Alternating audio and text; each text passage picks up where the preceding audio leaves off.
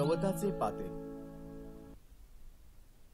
लेखक, कादंबरीकार, कथाकार, लघु निबंधकार, समीक्षक, पटकथा लेखक म्हणून ओळखले जाणारे वी.स. खांडेकर यांचे पूर्ण नाव विष्णू सखाराम खांडेकर असे आहे. त्यांचा जन्म सांगली या गावात 1898 साली झाला. वी.स. खांडेकरांचे लेखन हे ध्येयवादी आहे. अशा या प्रसिद्ध लेखकाचा मृत्यू 1976 साली झाला. 1974 साली ज्ञानपीठ पुरस्काराने खांडेकरांच्या वाङ्मय सेवेचा यथोचित गौरव करण्यात आला.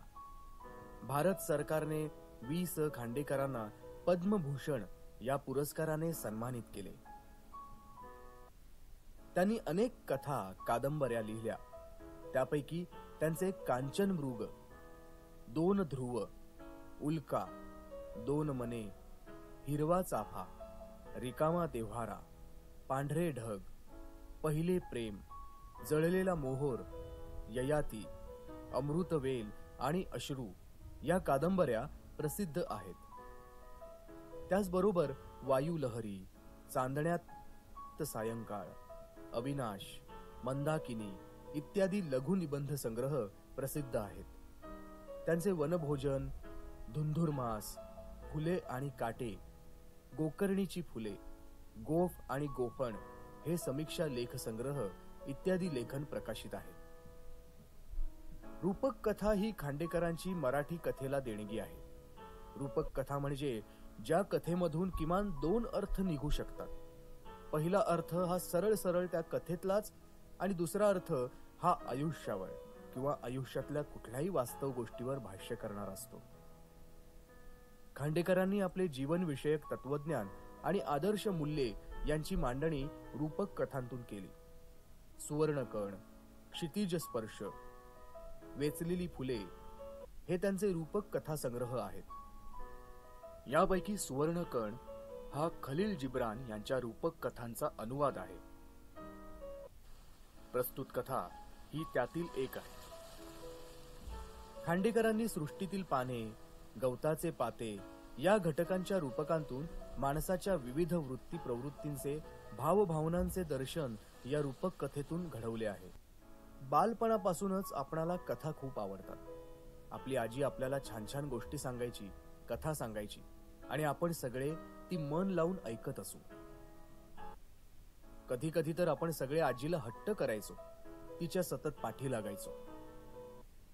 गोष्ट सांग, कथा सांग असा आपला हट्ट आजी ही हसत हसत आनंदाने पुरवत होती.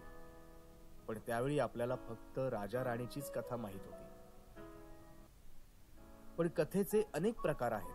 विज्ञान कथा, ऐतिहासिक कथा, जातक कथा, साहस कथा, रहस्य कथा आणि रूपक कथा हा ही कथेचाच एक प्रकार आहे. रूपक कथेचे वैशिष्ट्य म्हणजे ती आकाराने लहान असते. तिच्यात अर्थघनत्व, आशय समृद्धता आणि सूचकता असल्याने ती अधिक परिणामकारक होते.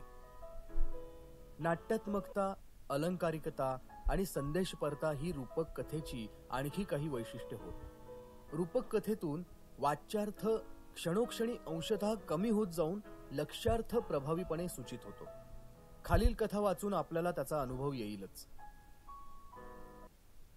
हिवाळा नुकताच सुरू झालेला होता. झाडावरून एकामागून एक पिकलेली पाने गळून पडू लागली. पट पट पट त्यांचा तो पट पट असा कर्णकटू आवाज. तो आवाज ऐकून धरणी मातेच्या कुशीत झोपी गेलेले एक चिमणे गवताचे पाते जागे झाले. गिरक्या खात खात जमिनीवर येणाऱ्या एका पानाला ते म्हणाले, पडता पडता किती कटकट करतोयस तू. तुझ्या या दंग्यानं माझ्या साऱ्या गोडगोड स्वप्नांचा चुराळा झाला की. पानाला राग आला. ते चिडून म्हणाले, अरे जा चिडखोर बिब्बा कुठला. मातीत जन्मून मातीतच लोळणाऱ्या तुझ्यासारख्या क्षुद्र गवताच्या पात्याला आमच्या या उच्च वातावरणाची कल्पना कशी येणार. हा दंगा नाही बेटा, हे गाणं चाललंय. जन्मात कधी आ न करणाऱ्या तुझ्यासारख्या अरसिकाला ते समजायचं नाही. हे बोलता बोलताच ते पान पृथ्वीवर पडले आणि धरणी मातेच्या कुशीत झोपी गेले. ते पुन्हा जागे झाले ते वसंताच्या संजीवक स्पर्शाने. त्या स्पर्शात विलक्षण जादू होती. त्या जादूने आता त्या पानाचे रूपांतर गवताच्या चिमुकल्या पात्यात झाले होते. पुन्हा हिवाळा आला. थंडीने कुडकुडत गवताचे पाते धरणी मातेच्या कुशीत लपू लागले, झोपू लागले. पण पुन्हा पुन्हा त्याची झोपमोड होऊ लागली. जिकडे तिकडे झाडांवर पाने सळसळत होती. पटपट असा आवाज करीत पृथ्वीवर पडत होती.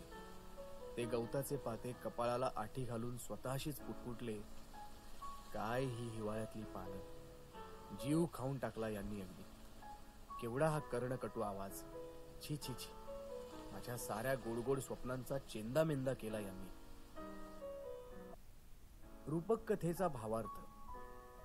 वरील कथा वाचल्यावर आपल्याला रूपक कथेची व्याख्या लक्षात आलीच असेल. विष्णू सखाराम खांडेकर हे मराठी साहित्यातील एक अग्रगण्य कादंबरीकार व लोकप्रिय साहित्यिक म्हणून ओळखले जातात. अगदी साध्या सुध्या अशा नैसर्गिक गोष्टीतून मानवी स्वभावाचे विविध पैलू दिग्दर्शित करण्याचे वि. स. खांडेकरांचे सामर्थ्य या कथेत सुंदर रीतीने प्रगट झाले आहे. झाडावरची पाने पिकली की ती आपोआप गळून पडतात. गळून पडलेली पाने मातीत मिसळून जातात. त्या मातीशी एकरूप होतात आणि पुढे त्या मातीतूनच गवताची चिमुकली पाती वर डोकावून पाहू लागतात. हिरवी, कोवळी, नाजूक गवताची पाती पुन्हा एकदा आपले अस्तित्व जमिनीवर दाखवतात. झाडावरून गळून पडणारे पान आणि गवताचे पाते यांच्या अंतरंगात खेळणारा जीवनरस एकच आहे. पण झाडावरून गळून पडणारे पान आपल्या उच्च पदाचा खोटा अभिमान बाळगून गवताच्या पात्याला क्षुद्र लेखते, कमी लेखते आणि गवताचे पातेही त्या पडणाऱ्या पानाचा आवाज ऐकून आपली सुंदर स्वप्ने भंग पावल्याची तक्रार करत सुटते. आपल्याला माहित आहेच की रूपक कथेचे नेहमी दोन अर्थ असतात. इथे मानवी जीवन जगत असताना प्रत्येकाला वयाच्या प्रत्येक टप्प्यातून जावे लागते. वयानुसार आपले वागणे, बोलणे, विचार करण्याची पद्धत ही बदलत असते.